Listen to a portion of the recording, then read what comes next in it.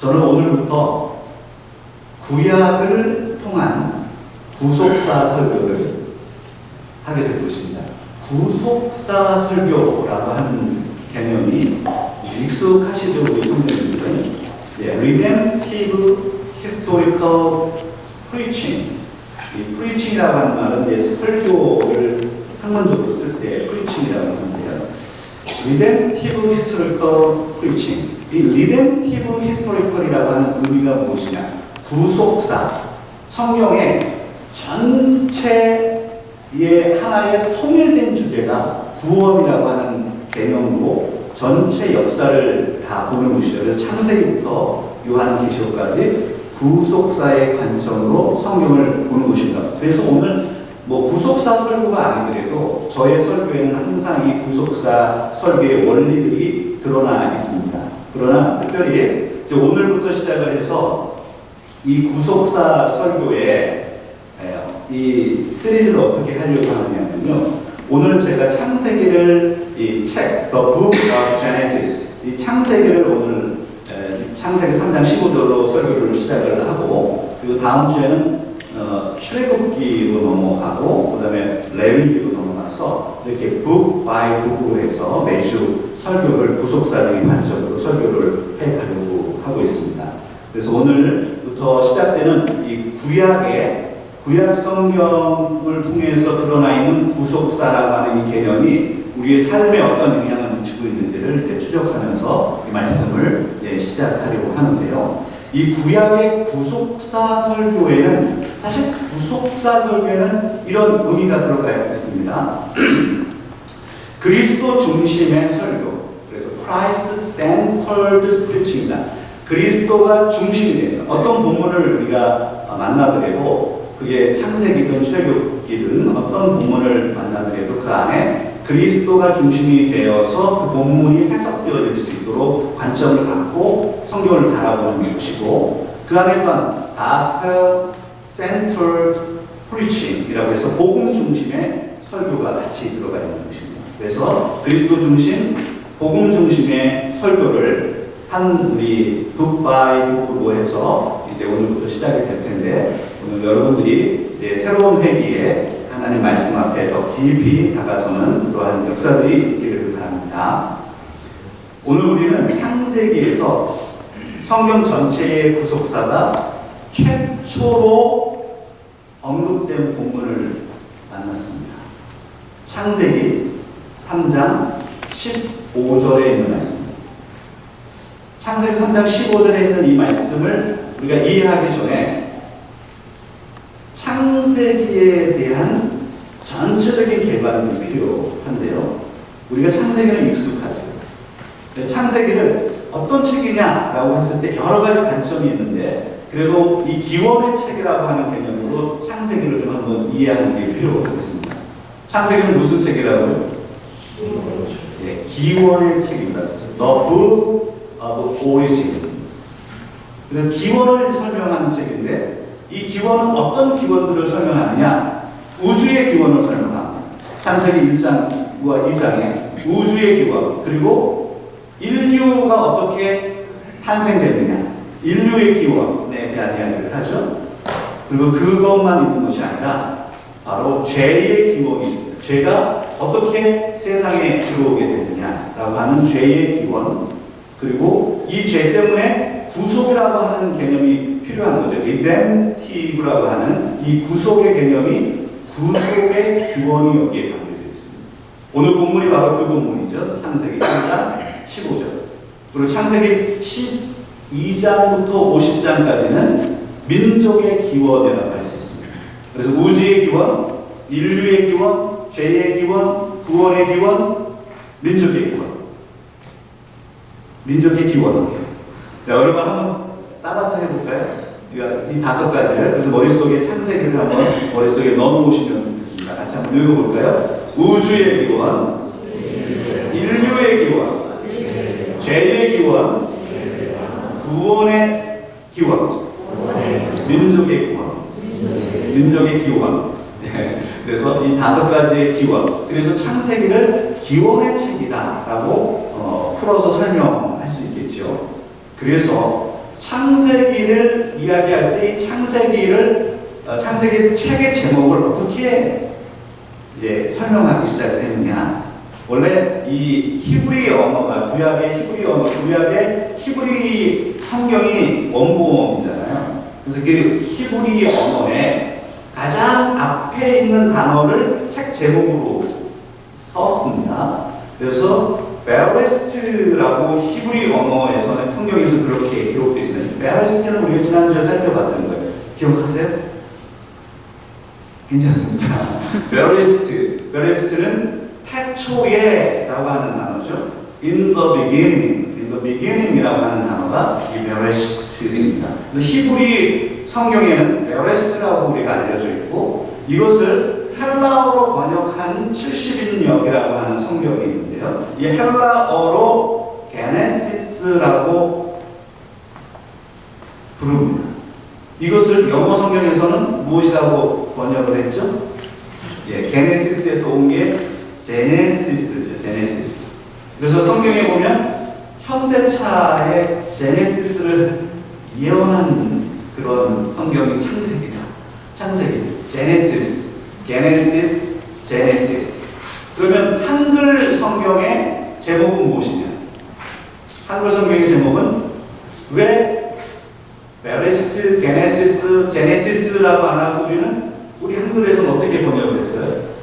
창세기라고 했는데, 그래서 이것이 한문에서 온 건지를 우리가 아시겠죠? 창세기. 창은 창조할 창이고, 세상 세자고, 기록할 기자입니다.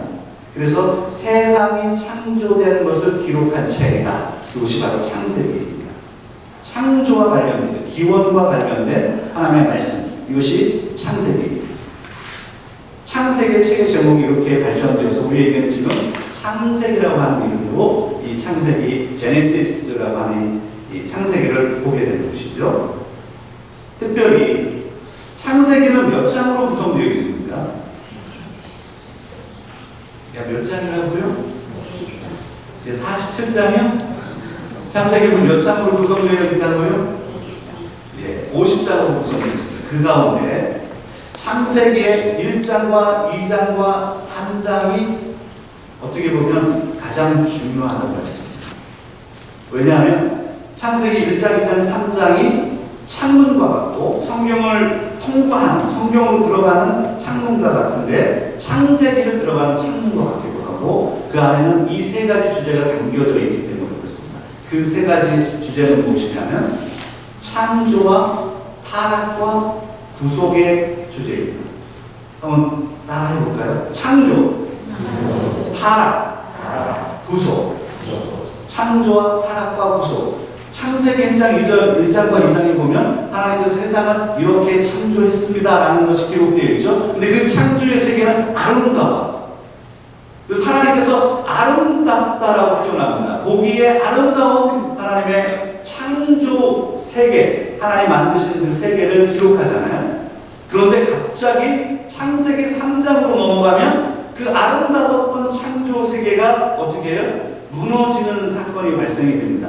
그래서 이 창세기 3장을 우리는 타락이라고 표현하죠. 인간의 하나님의 말씀에서 벗어나서 죄를 지음으로 사망이 찾아오는 인간의 죄가 타락으로 연결됩니다.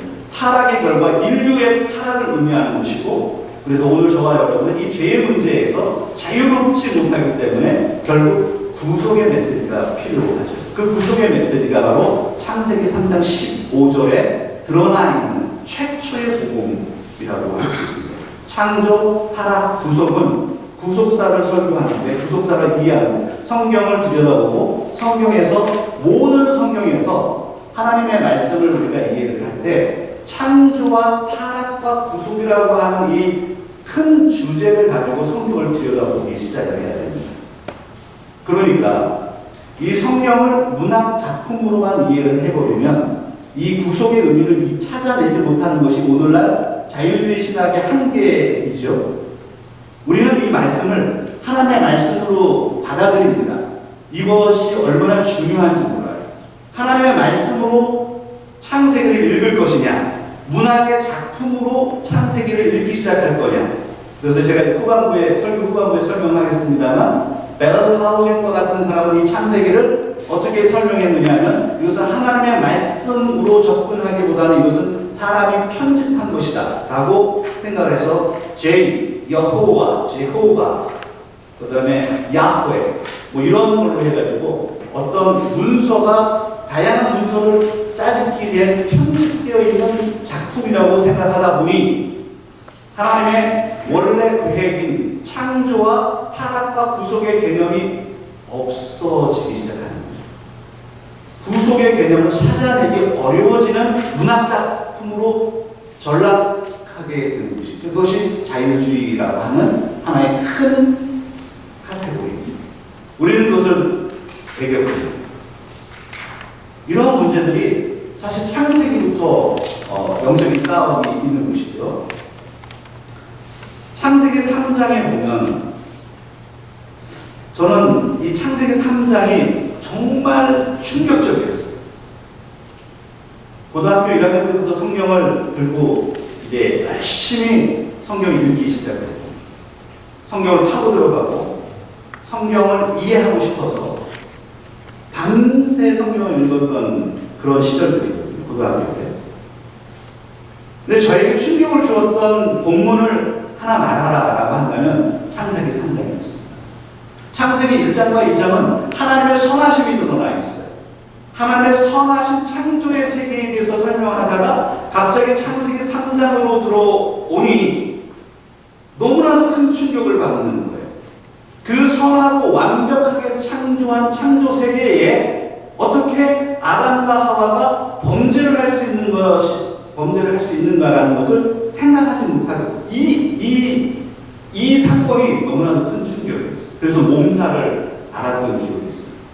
그것을 이해하지 못해서 하나님 어떻게 창세기 1, 2장은 그렇게 아름다운 말씀인데 3장을 가자마자 이런 타락과 죄와 인간의 사망의 이야기가 갑자기 등장하나요? 그런 생각들이죠. 창세기 3장 1절부터 7절에 있는 말씀을 보면 뱀이 사탄이 배후에 있는 것을 아시죠? 뱀이 아담과 하와, 그 가운데 하와를 유혹합니다.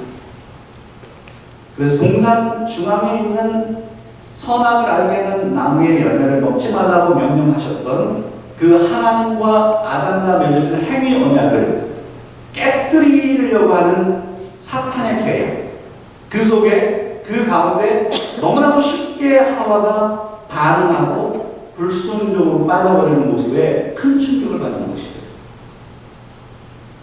이런 생각을 하잖아요. 왜 아담은 아니고 하와가 먼저 유혹을 당했나? 여기서 우리는 흔히 이야기하는 buy one get one free, 이게 이제 여자 한 명만 보시면 남자는 당연히 따라온다. 사탄의 기원은 buy one get one free다. 사탄이 하와를 유혹하죠. 아담은 그대로 넘어가고 창세기 3장 1절로 7절에 있는 이 말씀, 완벽했던 창조세계, 이 부분을 이해를 하면 너무나도 큰 충격인 거예요. 창세기 1장과 2장은 완벽한 하나님의 창조입니다. 아름다운 창조입니다. 우리가 살고 있는 이 지금 지구가 얼마나 아름다운 곳곳에 아름다운 곳이 있고요. 곳곳에 아름다운 해변과 산이 있고 아름다운 동물들과 그리고 저와 여러분들이 그곳에 살고 있는 거예요. 하나님께서 그 아름다운 세계를 창조하셨는데 아담의 타락, 하와의 타락으로 인해서 갑자기 완벽해졌던 창조의 세계가 죄와 고통이 들어온 비극적인 사건과 순간이 들어옵니다.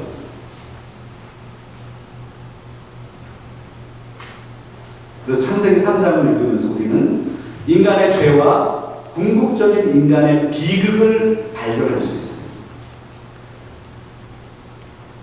요즘 이제 인문학 얘기 많이 하잖아요. 인문학을 이야기하는 사람들이 출발점이 어디가 출발점이 되어야 되냐. 인문학은 인간에 대한 학문이잖아요. 인간에 대해서 추적하고 철학을 갖는 겁니다. 인간이 그러면 어떻게, 나는 누구이며 나는 어떻게 살아야 되며 그리고 나는 어떻게 죽어야 되느냐라고 하는 주제가 인문학의 주제란 말이에요. 그것을 탐구한단 말이에요. 그리고 그것을 첫 번째로 탐구했던 사람들이 우리는 철학자들이라고 보고, 그러니까 요즘 뭐 많은 방송에서 니체의 이야기를 하고 뭐 누구의 이야기, 철학자들 이야기하는데, 그런 인문학이 삐딱한 인문학이 된 이유가 무엇이냐면, 니체의 인문학을 여러분 우리가 막 거기에 탐닉해가지고 우리는 니체를 따라가면 안 되죠. 아니, 니체는 신이 죽었다고 얘기한 사람이고, 우리가 인문학을 설명할 때 인문학이 모두 다 좋은 것이냐, 그게 아니고, 인문학을 하는 사람, 우리 인문학에 관심을 갖는 또한 저와 여러분들은 인문학의 모든 출발점은 사실 창세기 3장이어야 되는 것입니다. 창세기 3장을 논하지 아니하고 어떻게 인문학을 논할 수 있습니까? 인문학의 뿌리는 창세기 3장에 있는 것이죠. 인간에 대해서, 인간의 가장 근본적인 아름답게 창조한 인간이 어떻게 죄에 빠질 수 있느냐, 그리고 어떻게 죄에 빠져서 살아가느냐, 이 문제를 어떻게 해결하느냐, 사실은 이 창세기 3장을 통해서 인간의 비극을 발견하는 것입니다. 우리는 비극 가운데 있다는 것을 발견할 수 있어야 되는 것입니다. 그래서 창세기 3장은 그렇게 너무나도 충격적이고 절망에 빠지게 하고 인간의 비극을 바라보게 합니다. 많은 목회자들이 창세기 3장을 설교하죠. 그 가운데 마틴 로이드 존스 목사님이 이 창세기 3장을 설교하면서 죄에 대해서 이렇게 풀었습니다.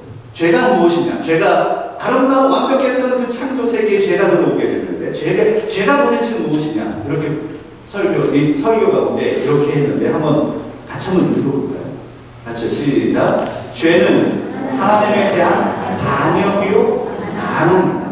죄는 인간이 하나님의 뜻에 반해 자기의 뜻을 주장하는 것이다. 죄는 하나님을 무시하고 거부하는 것이요, 하나님과 대적해서 싸우는 것이요, 하나님의 영광을 위해 살기를 거부하는 것이다. 여러분, 너무나도 탁월하죠? 우리가 마틴 로이드 존스 목사를 왜 그렇게 현대 목회자들이 아직도 외치는지 아시겠어요? 한 본문을 가지고 얼마나 깊이 설교를 하고 있고, 그 안에서 복음의 정수를 이야기하고 있기 때문이죠. 그래서 저도 설교할 때 늘 마틴 로이드 존스 목사님의 설교를 참고하려고 노력을 합니다. 이 마틴 로이드 존스 목사님이 이 죄에 대한 정의를 보세요. 죄가 무엇이냐? 죄는 하나님에 대한 반역입니다. 우리는 창세기 3장을 읽으면서 들여다보면 바로 그 안에서 아담과 하와를 보는 것이 아니라 죄를 볼 수 있어야 되는 것입니다. 죄가 도대체 그 어떻게 완벽한 창조의 세계에 죄의 문제가 들어오게 되었습니다. 죄가 무엇입니까? 죄라는 것을 설명하지 않습니다. 그러나 죄를 정의할 수 있어야 됩니다. 죄는 하나님에 대한 반역이고, 하나님에 대한 저항이고, 하나님을 대적하는 행위다. 이것을 하나님의 영광을 위해 살기를 거부하는 것이다. 그것이 바로 인간의 비극이라는 겁니다. 그래서 죄는 자기중심성이다. 하나님의 영광을 버리고 자기 뜻대로, 하나님이 주인이신데 그 주인을 버려버리고 자신이 주인이 되어서 살려고 하는 자기중심성이 죄고, 하나님을 반역하는 것이 죄다. 이것이 창세기 3장에서 인간의 정체성을 발견해야 되는 인문학의 기초입니다. 로이 존스 목사님이 이렇게 얘기했어요. 인간의 궁극적인 그런 비극은 도대체 뭐예요? 인간의 비극을 발견해야 되는데, 이 인간의 비극은 하나님을 피하는 것이다. 이렇게 정의를 내렸어요. 아주 탁월한 정의라고 생각합니다. 인간의 궁극적인 비극이 뭐냐? 우리는 인간의 비극을 볼 수 있어요. 우리가 얼마나 절망 가운데 빠져 있는지 우리는 이 비극 가운데 살 수밖에 없는 존재라는 것을 깨달아야 되는데, 이 인간의 궁극적인 비극은 하나님을 피하는 것이다. 아담과 하와가 뱀의 유혹에 사탄의 유혹에 넘어가서 하나님을 버리고 반역합니다. 하나님께 영광을 드리기를 거부합니다. 그리고 나서 동산 나무에 숨습니다. 그때 하나님께서 이렇게 이야기하시죠. 아담아, 내가 어디 있느냐? 아담, where are you?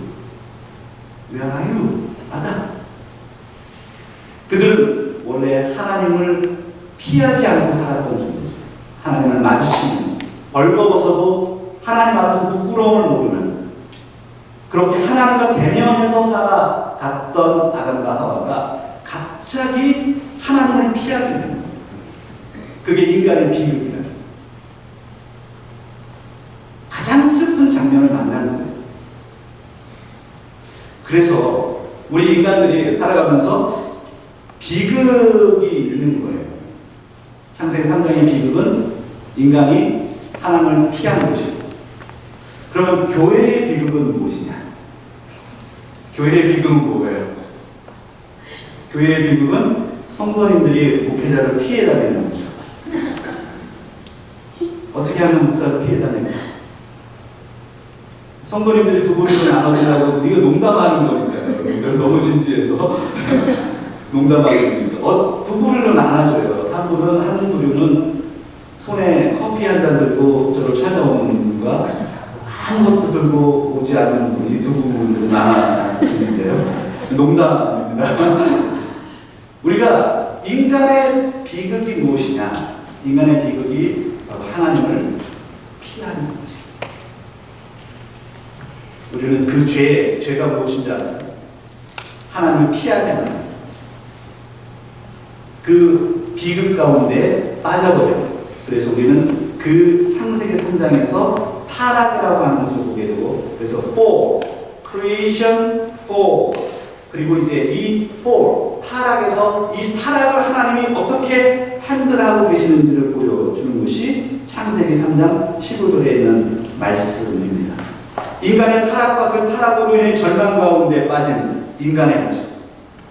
그 가운데 하나님은 그러면 어떻게 하시느냐? 하나님은 무엇을 하셨느냐? 하나님은 어떤 분이시냐라는 것을 보게 되는 것이죠.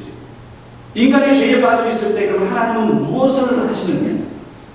바로 그 순간에 하나님은 구원을 계획하시고 구원을 선포하시고 승리를 선포하셨다는 사실을 우리는 창세기 3장 15절에서 만나는 것이죠. 한번 같이 읽어보도록 하겠습니다. 시작. 내가 너로 여자와 원수가 되게 하고 내 후손도 여자의 후손과 원수가 되게 하니 여자의 후손은 내 머리를 상하게 할 것이요 너는 그의 발꿈치를 상하게 할 것이니라 하시오. 창세기 3장 15절은 성경 전체, 창세기부터 요한계시록까지 있는 66권 성경 전체에 바로 그리스도의 승리, 그리고 구원의 복음을 선포한 최초의 복음, 그리스도가 승리하셨다. 구원의 복음을 선포한 최초의 복음이 창세기 3장 15절에 담겨져 있는 것입니다. 그래서 이 부분을 성경에 보면 3장 15절에 보면 여자의 후손은 내 머리를 상하게 할 것이요. 이 부분, 여기 보면 자, 본문을 보시고 잠깐만 설명하고 넘어가겠습니다. 내가는 누군가요? 내가 너로, 내가 하나님이시죠? 너는 누군가요? 바로 사탄이죠. 여자와 원수가 되게 하고 이 여자는 1차적으로는 하와가 되겠고 나중에 여자의 후손, 여자는 마리아까지 연결되는 것을 이해하시겠죠? 그래서 내 후손도, 사탄의 후손도 여자의 후손과 원수가 되게 해서, 특별히 여기서 중요한 겁니다. 여자의 후손은, 한번 따라하겠습니다. 여자의 후손은 내 머리를 상하게 할 것이다. 여자의 후손이 누군가요? 바로 예수 그리스도입니다. 메시아를 드러내고 이 메시아가 사탄의 머리를 상하게 할 것이다 라고 하는 바로 최초의 복음, 그리스도의 승리, 하나님의 승리를 설명한 최초의 복음이 여기에 들어가 있는 것이죠.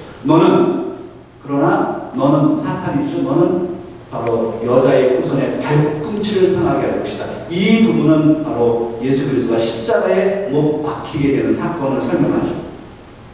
창세기 3장 15절을 이렇게 해석하는 것은 구속사 설교의 핵심이라고 볼 수 있습니다.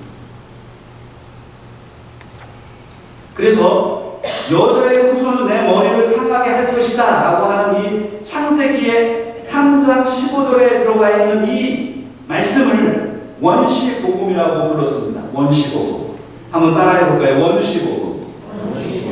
원복음이라고 하고 최초의 복음이라고 합니다. 이것은 신학적인 단어인데 프로토 에반젤리움이라고 합니다. 한번 여러분 따라해보세요. 프로토 에반젤리움. 이 프로토라고 하는 것은 시초에 라는 의미죠. 원시에. 이건 헬라어의 문명이고 에반젤리움은 라틴어입니다. 프로토 에반젤리움. 그래서 원복음이라고 합니다.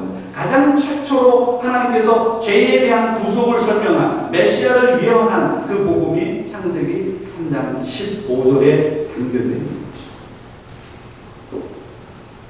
이제 설교를 좀 정리해 가야 될 시간이 되는데 원시복음의 내용은 그러면 도대체 무엇이냐? 오늘 창세기 3장 15절에 드러나 있는 이 복음의 내용이 도대체 무엇이냐?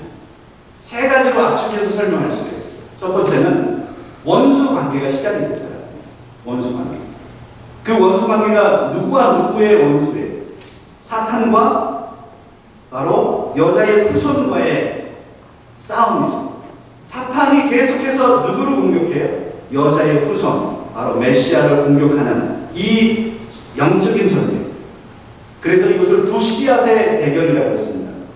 창세기 3장 15절을 설교하는 목사님들이 상당히 많죠. 이것을 설교 안 하는 목사들은 거의 없을 거라고 생각이 되는데 창세기 3장 15절에서 우리가 특별히 싱클레어 퍼거슨과 같은 학자를 소개하고 싶어요. 이 싱클레어 퍼거슨은 개혁교회, 스코틀랜드의 개혁교회 목사님이신데 이 창세기 3장 15절을 설교하면서 두 씨앗의 대결이라고 하는 구도를 설명했습니다. 이 두 씨앗은 누구의 어떤 씨앗입니까?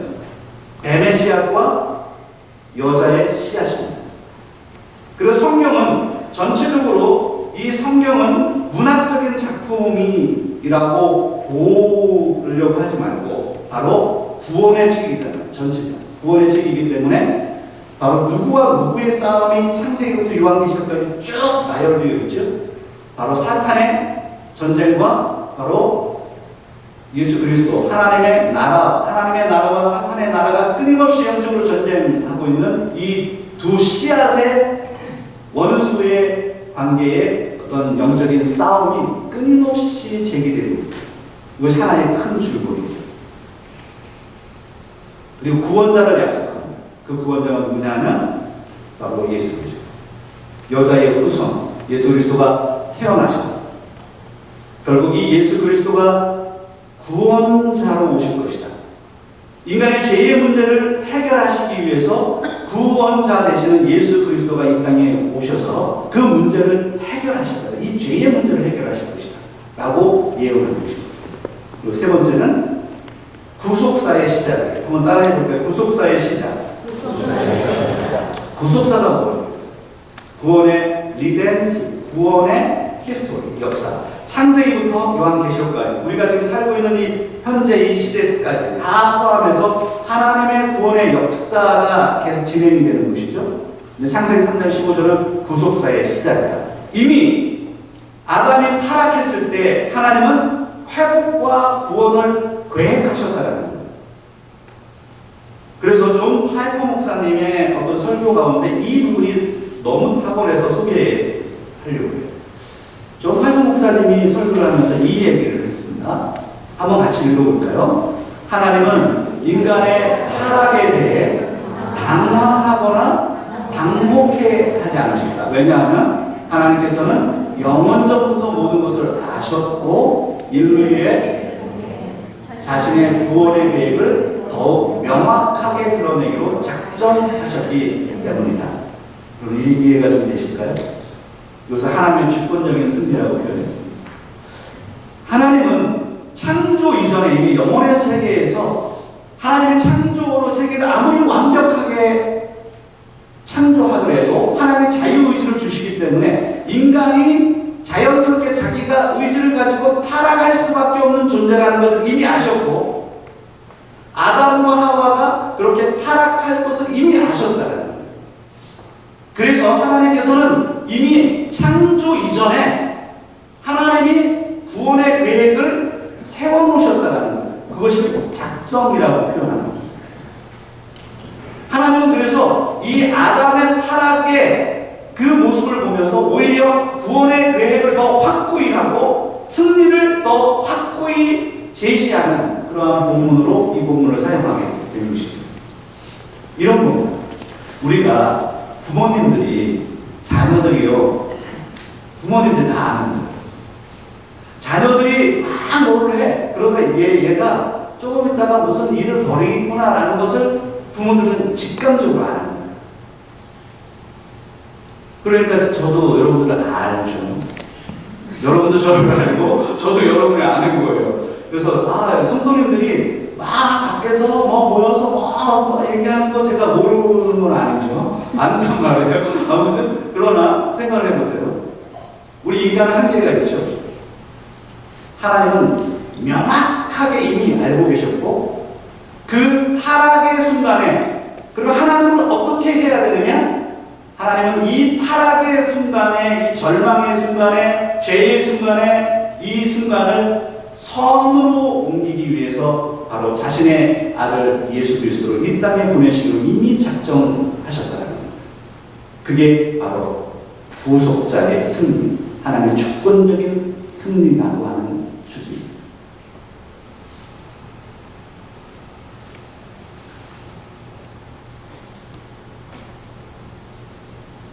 이 원시복음이라고 하는 이 창세기 3장 15절을 이 원시복음이라고 하는 관점으로 이제 해석하는 첫 번째 학자가 누구냐? 좀 학자들 조금 해드릴게요. 초대교부, 그리고 예수님이 돌아가신 다음에 1세기 이후에 그 중세가 되기 전에 초대교부들 있죠.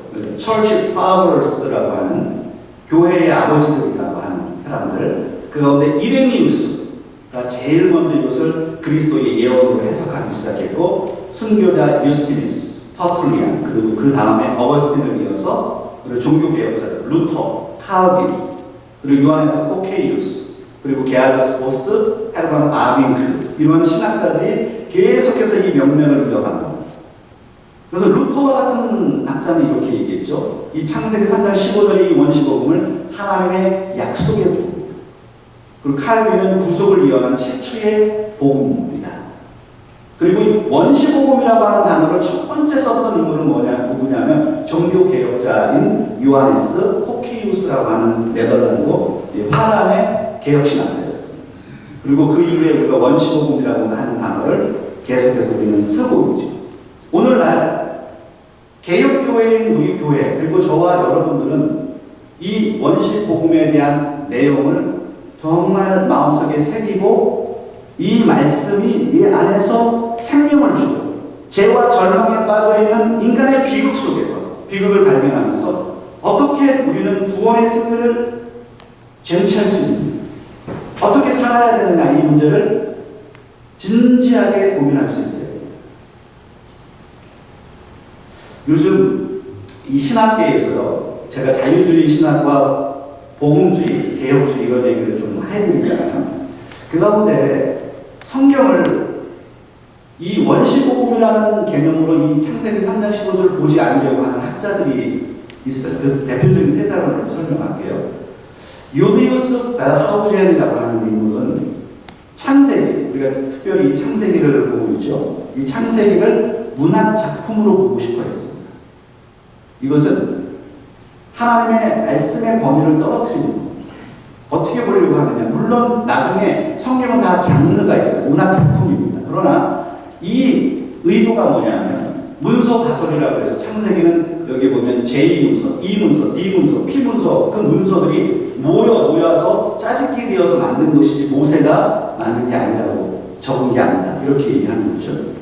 그리고 게르하르트 폰 마드라고 하는 구약신학자, 그리고 이 클라우스 베스터만 이런 사람들은 우리 성도님들 이분들은 뭐 안 해보셔도 괜찮습니다. 사고만 하시는 분이 있어요. 양식비평이라고 하는 이 학문을 창시한 사람, 이것은 무엇이냐면 이것은 문학 작품이지 하나님의 말씀으로 보기보다는 문학 작품이다. 그래서 이것은 장르가 있고 어떤 문학 작품으로 읽기 시작을 해야 된다. 이러한 사상의 자유주의의 뿌리, 그래서 19세기, 20세기에 자유주의 신학이 교회를 강타하기 시작했고 많은 신학자가, 학자들이 그 영향을 받아서 교회에서 하나님의 권위를 떨어뜨리고 성경의 권위를 떨어뜨리기 시작했습니다. 그러니까 창세기 3장 15절을 해석을 할 때 이런 사람들은 여기서 메시아 예언을 끄집어내지 않았어요.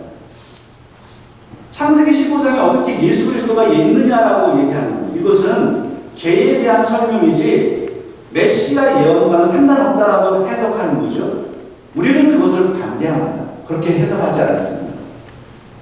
그러니까 세상에 지금 신학교의 학자들 가운데서도 이 성경을 하나님의 말씀으로 진지하게 받아들이며 하나님의 말씀 가운데 우리가 정말 투자하는 삶을 살려고 노력하는 그런 사람들과 하나님의 말씀을 예수님은 믿지만 하나님의 말씀을 최대한 작품으로 보고 책으로만 보려고 하는 그런 시도들이 싸우고 있는 그런 중. 교회도 마찬가지입니다. 오늘 저와 여러분은 우리가 창세기에 있는 말씀을 접하면서 하나님의 말씀들을 접하면서 이 말씀이 진지한 하나님의 말씀입니다. 하나님이 우리에게 말씀하시는 말씀으로 듣고 있습니다. 결론을 좀 내고 적용 좀 가겠습니다. 그래서 우리는 한번 따라할까요? 우리는 이미 확보된 승리 안에서 살고 있다는 확신을 가져라. 그래서 우리는 이미 확보된 승리 안에서 살고 있음을 믿으셔야 됩니다. 아멘이십니까? 예수 그리스도를 믿는 사람들은 창세기 3장 15절에서 보여주신 하나님의 주권적인 승리에 동참한 사람들이고 죄의 문제, 고통의 문제, 절망의 문제를 해결한 것입니다. 우리의 삶은 여전히 건강의 문제로, 우리의 삶은 여전히 경제적인 문제로, 우리의 삶은 어떤 여러 가지 직장과 우리의 미래의 불확실과 자녀들의 어떤 영적인 문제들, 건강의 문제로 놓고 우리가 기도하고 갈등과 우리의 삶이 절망 가운데 있지만 우리는 승리하는 삶을 살고 있는 것이죠. 이미 마치 이런 겁니다. 경기를 하는데 여기 지금 손흥민 선수가 LAFC에 와서 LAFC 그동안 우리 관심이나 가졌나요?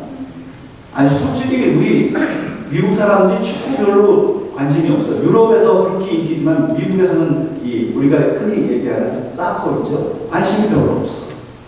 근데 손흥민 선수가 LAFC에 오니까 그때부터 난리가 나고 이 저지가 다 팔리고요. 사고 싶은 돈 살 수가 없고 이미 LAFC가 지고 있는데도 막 어떤 경기는 지잖아요. 손흥민 선수가 뛰어도. 그럼에도 불구하고 LAFC가 세계를 막 흔들고 있는 거예요. 무슨 이야기냐? 손흥민이라고 하는 네임 밸류는 그렇게 거대한 우리가 생각했던 것보다 훨씬 큰 경제적인 그런 것도 우리가 생각하는 것보다 훨씬 뛰어넘었어요. 마찬가지로 근데 손흥민 선수가 항상 이기는 거 아니에요? 실수하고 골도 잘 못 넣고 골대 맞히고 골을 넣어야 되는데 골 못 넣잖아요.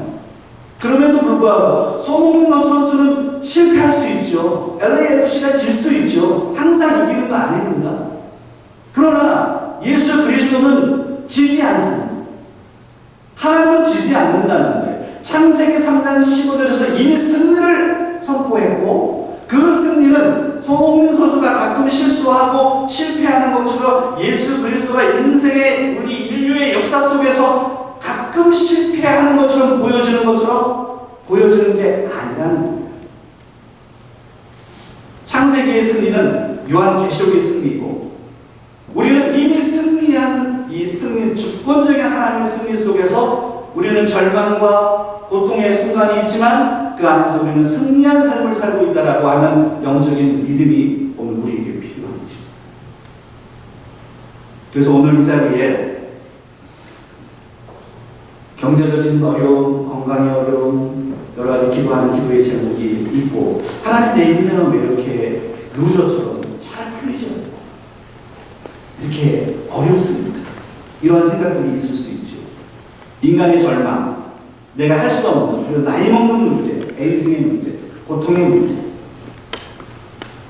그러나 그 인간이 처한 절망과 비극 속에서 우리는 승리하신 예수 그리스도를 바라보며 우리는 계속해서 승리를 쟁취하는 삶을 살아내야 하는 것입니다. 어떻게 해요?